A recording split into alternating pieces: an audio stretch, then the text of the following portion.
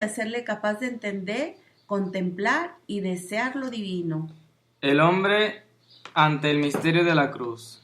Se da el caso notable de que veneramos la cruz de Cristo y sin embargo no nos negamos a colaborar.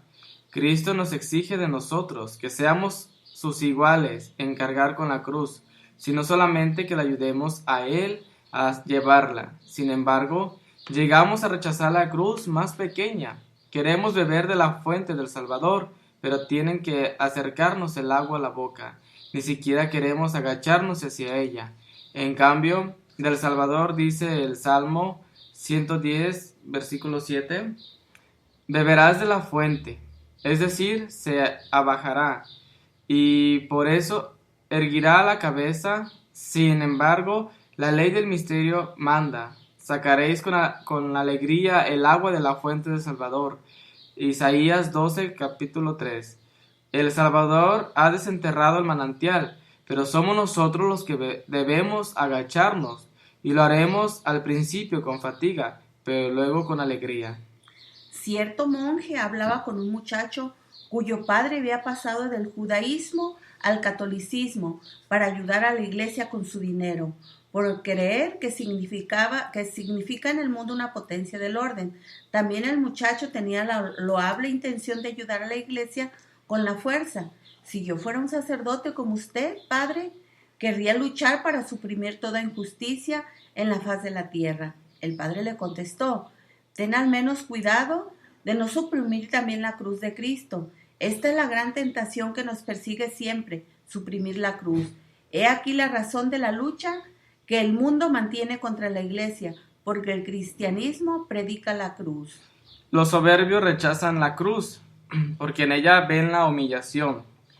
Piensan que el verdadero hombre debe caminar siempre a grandes pasos, con la cabeza erguida, sin soportar nada y satisfaciendo en todo su propio ser. Todo lo demás es servillismo y degradación. Detrás de esta soberbia se esconde sin embargo debilidad y cobardía, porque esos hombres se buscan solo a sí mismos. Jamás han conocido la grandeza de la propia renuncia, para que la obra llegue a realizarse. Hablan mucho de heroísmo, pero en el fondo no son unos pobres cobardes que no pueden negarse nada a sí mismo y levantan su grandeza sobre la desgracia de los demás. Pero existe otra enemistad de la cruz que se insinúa aún en los corazones de los cristianos, cuyo fallo es querer implantar la justicia a viva fuerza, es decir, con su propia voluntad. San Pedro es el prototipo de todos los que con la mejor y buena voluntad rechazan la cruz. No puede soportar la injusticia dirigida contra su amado Maestro. Sin embargo, el Señor afirmaba contundentemente que rechazar la cruz, aunque sea con buena intención, es un sentimiento diabólico. La intención del hombre jamás comprenderá la cruz. En cambio, la sabiduría divina sabe que la cruz es el único camino hacia Dios, hacia la vida y la verdadera justicia. El temor a la cruz. ¿De dónde nace el temor a la cruz? La cruz es contra la naturaleza, extraña destrucción y muerte, pero también vida a través de la muerte. En nuestra naturaleza humana, alejada de Dios, la que se asusta ante el sufrimiento, tampoco nuestra naturaleza espiritual quiere el sufrimiento por el sufrimiento, sino la felicidad. Abrazamos la cruz, no como sufrimientos, sino como caminos que nos lleva a la verdadera felicidad, la felicidad de Dios. La mayoría de los cristianos tienen miedo a la cruz y a pesar de adorarla y venerarla quieren liberarse de ella. No es ninguna vergüenza tener miedo a la cruz. Lo vergonzoso y lo inútil es huir de ella. Lo verdaderamente cristianos es sentir la miseria de la criatura, superándola como portadores que somos del Espíritu Divino. La cruz, camino hacia Dios. La cruz es el único medio que tenemos para ascender hasta Dios. Lo que nos lleva esta marca no es bien celestial y no llega a un buen término. Solo se deja paso libre a lo que está marcado con esta señal. Debemos preguntarnos a cada instante si nuestras acciones salen airosas al confrontarlas con la cruz. Solo entonces son legítimas y están orientadas hacia la eternidad y hacia la vida. El que entra seriamente en el camino de la cruz quedará cambiado en su interior, maduro, lleno de suavidad y dulzura. Nosotros seremos iguales a Él si llevamos su cruz tras Él, si tomamos parte en el dolor, dejándonos marcar por la cruz. Veremos brillar cada vez más sobre nosotros su misterio en el aspecto más maravilloso y triunfante y gozoso. La cruz de Cristo nos introduce en el reino de los cielos, en la vida eterna de Dios, porque destruye todo cuanto se opone a esta vida divina, aniquila el capricho, el orgullo del mundo, la soberbia, la altanería y el egoísmo, y precisamente por eso infunde nuestras fuerzas en la vida opuesta al espíritu, a la humildad y a la conformidad con la voluntad de Dios. Se trata de abrazar todos los días la cruz, hacer día tras día lo que San Benito pedía a sus monjes. Deben volver por la penalidad de la obediencia. Aquel quien se apartase de la desidia y de la desobediencia, la obediencia es pecado. La desobediencia del pecado queda derrotada cuando llevamos todos los días la cruz de Cristo por la penitencia y el acatamiento de la voluntad divina. El camino de la cruz se nos convierte en camino que lleva al paraíso donde nos espera el Señor. Bien, la cruz de Cristo, a la verdadera cruz corresponde la fe verdadera. Nadie puede decir Jesús es Kyrios o Señor, sino el Espíritu Santo. La vemos ahí en 1 Corintios capítulo 12, versículo 3. La fe nos muestra que nosotros no somos el centro del mundo, sino que lo es Cristo. Toda cruz debe servir según la voluntad de Dios para conducir al hombre a la única y verdadera y eterna felicidad, que es la posesión del mismo Dios, precisamente porque Dios, por pura bondad y sin ningún mérito de nuestra parte, quiere hacernos partícipes de su vida sagrada y nos envía a la cruz. No es para atormentarnos ni para sumirnos en la desesperación, sino para conducirnos a la felicidad verdadera. Desde que el Hijo de Dios venció a Satanás en la cruz, esta ya no es una mera carga para los cristianos y todos los dolores llegan con una mezcla de suavidad celestial. Desde entonces sabemos que aun cuando todavía no se nos pueda quitar la cruz, porque hemos sido concebidos en pecado y porque todavía dura el tiempo de la prueba, sin embargo, el dolor no puede empujarnos a la desesperación, porque Cristo victorioso, portador de la cruz, va delante de nosotros, dándonos la fuerza y la paciencia necesaria e infundiéndonos la esperanza. Esta es nuestra misión en el mundo, seguir al Señor en su camino de cruz, y no solo como imitadores, sino como verdaderos miembros de su cuerpo que viven en que viven con Él en su vida y padecen y hacen con Él lo que Él padece. Y no basta con escuchar y admirar y seguir al Señor. Hay que olvidarse de uno mismo, renunciar el mezquino yo personal y hacerse cosa con Él hasta poder decir, estoy crucificado con Cristo.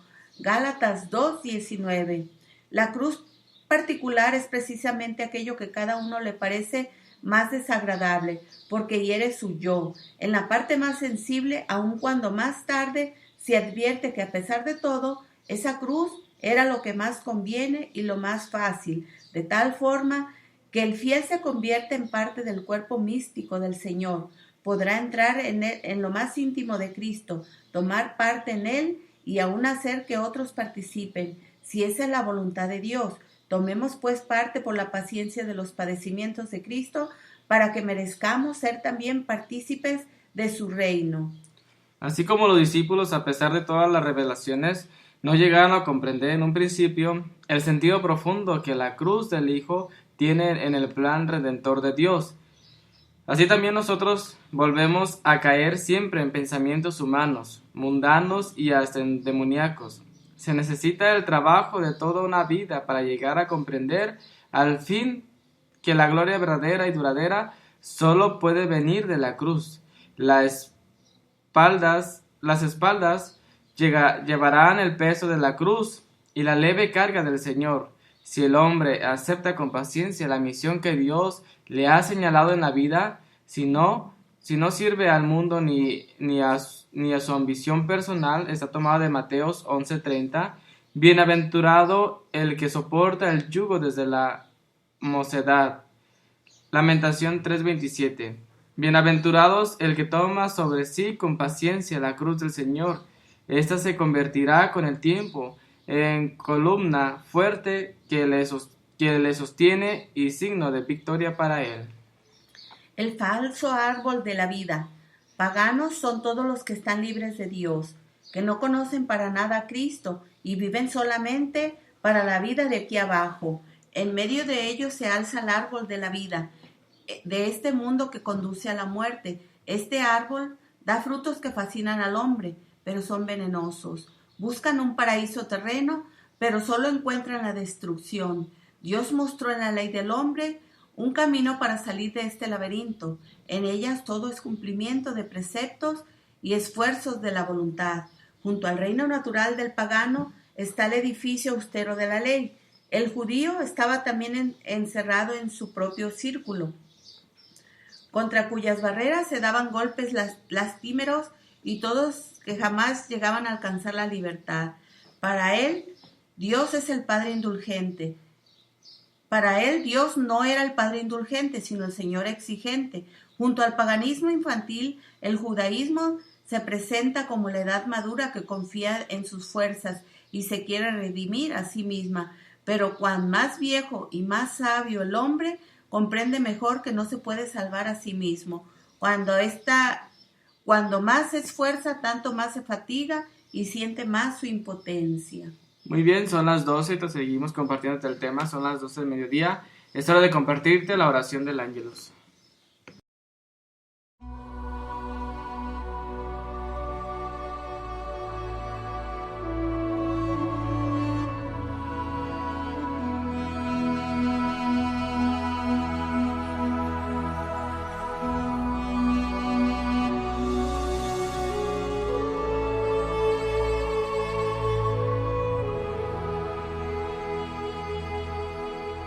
El ángel del Señor anunció a María. Y concibió por obra y gracia del Espíritu Santo. Dios te salve María, llena eres de gracia, el Señor es contigo. Bendita eres entre las mujeres y bendito el fruto de tu vientre Jesús. Santa María, Madre de Dios, ruega por nosotros pecadores, ahora y en la hora de nuestra muerte. Amén. He aquí la esclava del Señor, hágase en mí según tu palabra. Dios te salve María, llena eres de gracia, el Señor es contigo. Bendita eres entre las mujeres y bendito el fruto de tu vientre Jesús. Santa María, Madre de Dios, ruega por nosotros pecadores, ahora y en la hora de nuestra muerte. Amén. Y el Verbo se hizo carne y habitó entre nosotros. Dios te salve María, llena eres de gracia, el Señor es contigo. Bendita eres entre las mujeres y bendito el fruto de tu vientre Jesús. Santa María, Madre de Dios, ruega por nosotros pecadores, ahora y en la hora de nuestra muerte. Amén. Ruega por nosotros, Santa Madre de Dios, para que seamos dignos de alcanzar las promesas y gracias de nuestro Señor Jesucristo. Derrama, Señor, tu gracia sobre nosotros, que por el anuncio del ángel hemos conocido la encarnación de tu Hijo, para que lleguemos, por su pasión y su cruz, a la gloria de la resurrección. Por Jesucristo nuestro Señor. Amén.